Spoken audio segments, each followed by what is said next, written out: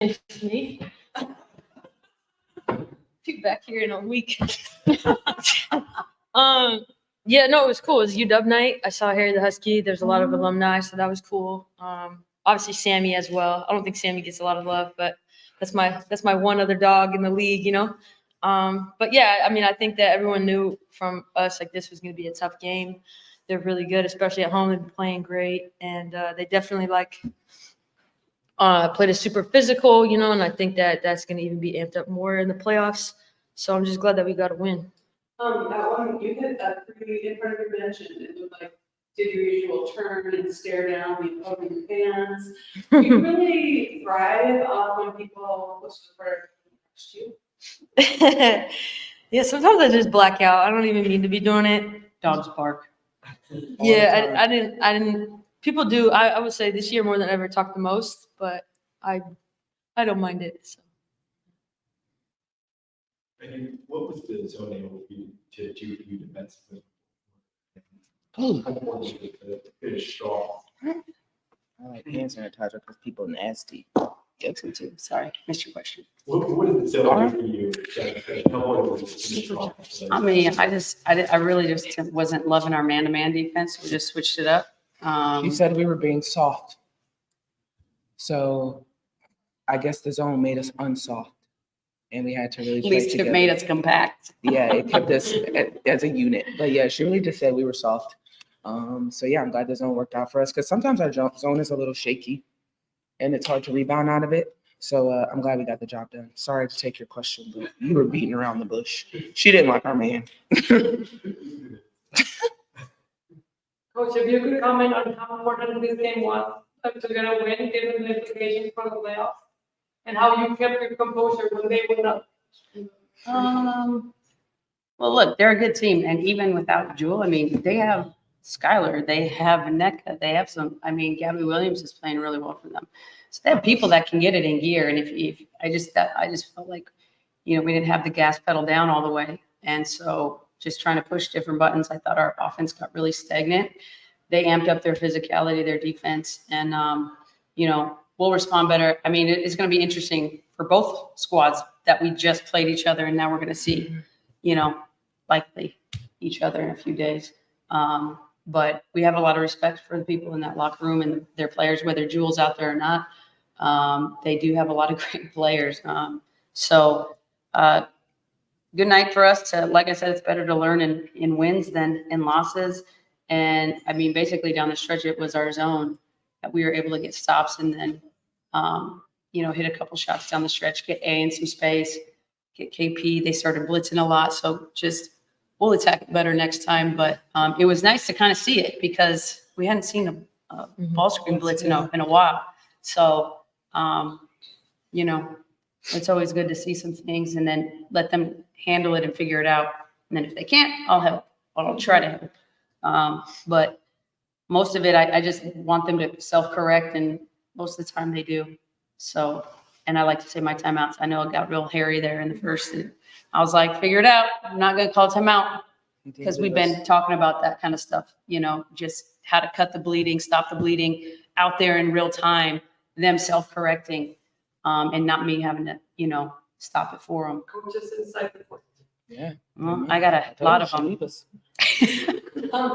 Katie, like, at the beginning of the season, you know, you guys are kind of going to find your footing without you seeing just like all at once. As you guys kind of go into the playoffs and you're finally kind of healthy as a roster, how much do you think that helps? Like, we were talking with Becky pregame about just how good your guard play is, and that she was saying like she still feels like the best still.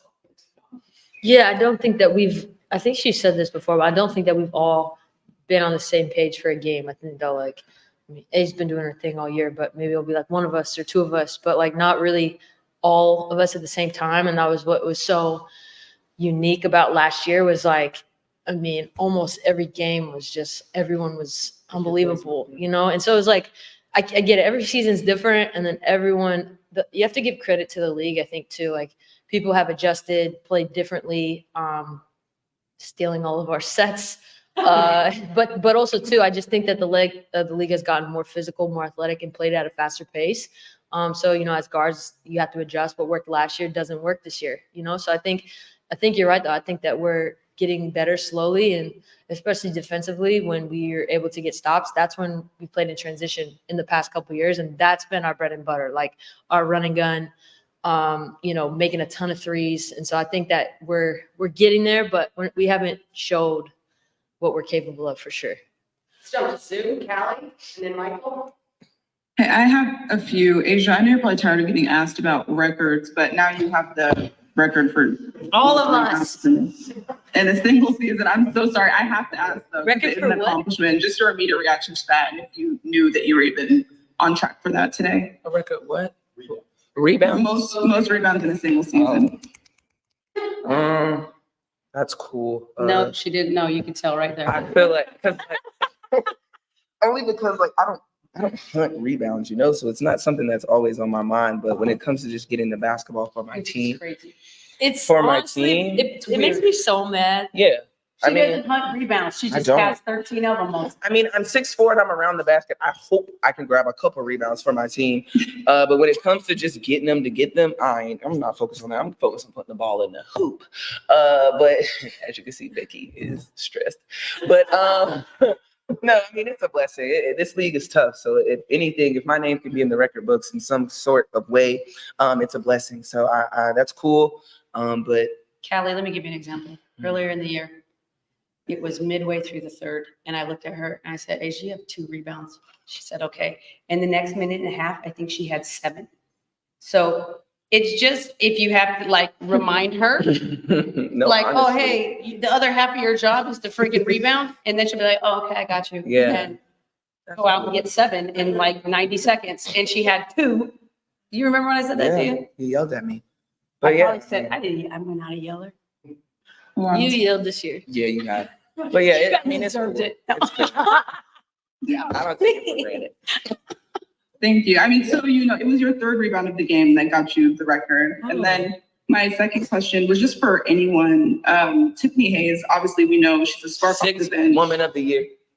Go ahead, sorry. Yes, spark off the bench. She sacrifices her body, but I'm wondering if I could get anyone's specific reaction to that play, at the 6-minute mark of the 4th quarter, where she stole the ball and it was just a really impressive finish, and just the fire that she had after that. If you could just kind of tell me how that impacts the game or impacts the energy of the game for you guys. It's huge. We say this all the time. Tiff is a dog. She's always been so hard to play against. So now that she's in our locker room and with us, we feel her passion. We feel her love for the game, and it just kind of translates over. You want to play, keep up with her. You want to match her energy.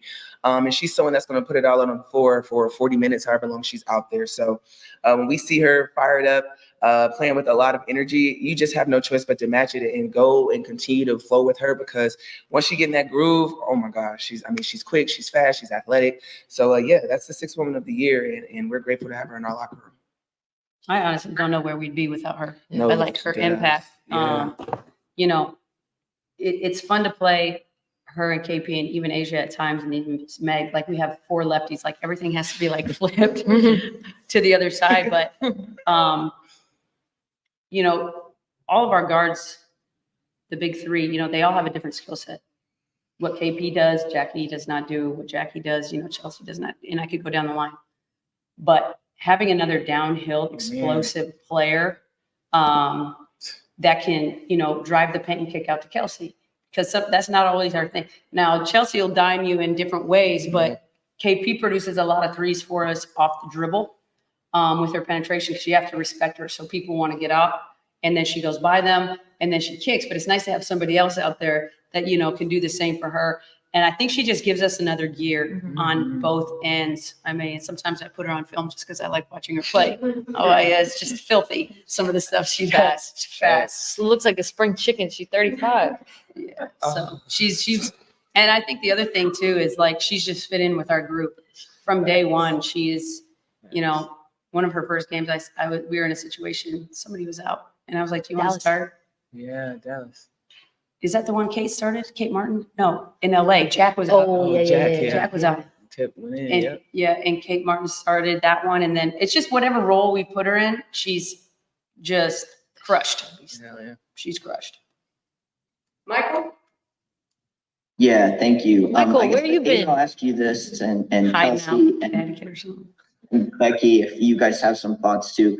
You guys still could get the third seed. It's possible you win and Connecticut loses. I know you're probably not thinking about that necessarily, like what another team's going to do, but I guess I just wanted your thoughts on that. The fact there's still really something to play for on Thursday, seeding wise. And then just maybe your thoughts on what Kelsey was saying a little earlier about everybody being on the same page. Are you closer to that now? Because at least from the outside, it definitely looks like it. I just wonder if you could comment on those two things, please. For me, I don't care what seed we are. It would be nice to just like have a higher seed, play at home, cool. But that doesn't matter. It's a whole new basketball that you get a chance to play when it comes to playoffs. And it doesn't matter what numbers by your team's name. You just got to go out there and play and start playing the best basketball. And I think that's what we're trying to strive to. No matter the number of the seeding, we have to be able to be starting to play our best basketball at the right time. And I think we're slowly starting to get there. I think we're like starting to find our identity on the defensive end, which is allowing us to then translate over on the offensive end. But for me, I'm not worried about a lot of different teams and stuff. As long as we're in control of our own destiny, and we're going to always be that because I'm going to make sure of that. The rest is just go out there and just play the game that we love.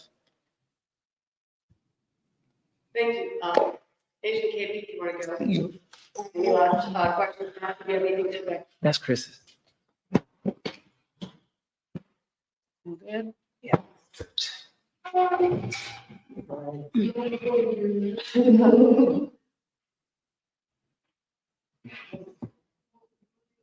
Michael, I'll just add too to your question. You know, we've probably been better on the road this year, which hasn't been the case. But in years past, home has been very sweet to us. But we've been better on the road, and I think at the end of the day, just like Asia said, we want to be playing our best basketball. And the great thing about defense is that it travels with you. So we know we have an uphill battle. We also know our best basketball is still in front of us, and we also know that we are starting to click. And you know, I asked me 3 weeks ago, I was not liking us, and today I feel pretty good about where we're at as a basketball team. Thank you. Matthew? Hey, Becky, I wanted to ask, from your perspective, what changed there late in the second or midway through the second that allowed Seattle to make their run? And how important is it that you guys were able to withstand that run? Because we all know basketball is a game of runs, and especially in the playoffs, runs like that are so pivotal in deciding games and deciding series. Well, I thought actually in the first half, I mean, you wouldn't have known it, but in the first quarter of my first time out, I was all over them for defense. And it was because it was soft. It was back. It was not dictating any actions. They were just missing. It wasn't because of our defense. They were just missing shots. And so pretty much the whole first and second quarter, I was not loving our defense. I thought they were turning the corner. They were getting downhill. They were getting into our paint. We were stepping up. They were dumping off. It wasn't the scoring. It was how they were scoring, which was layups. And that can't be. So, showing them some clips at halftime, I felt like, sometimes players think they're doing something and then they see it like, oh, okay. And then they can go out there and do it better. But in the second, we couldn't guard them in pick and roll. It could be as easy as that. They were getting runs out of this corner and just turning the corner into our paint. And so I didn't like any of that. And the zone kind of eliminated that. I wanted to get in the zone even earlier, but we were so bad offensively, we couldn't give it a chance to set up. All right. Thank you very much.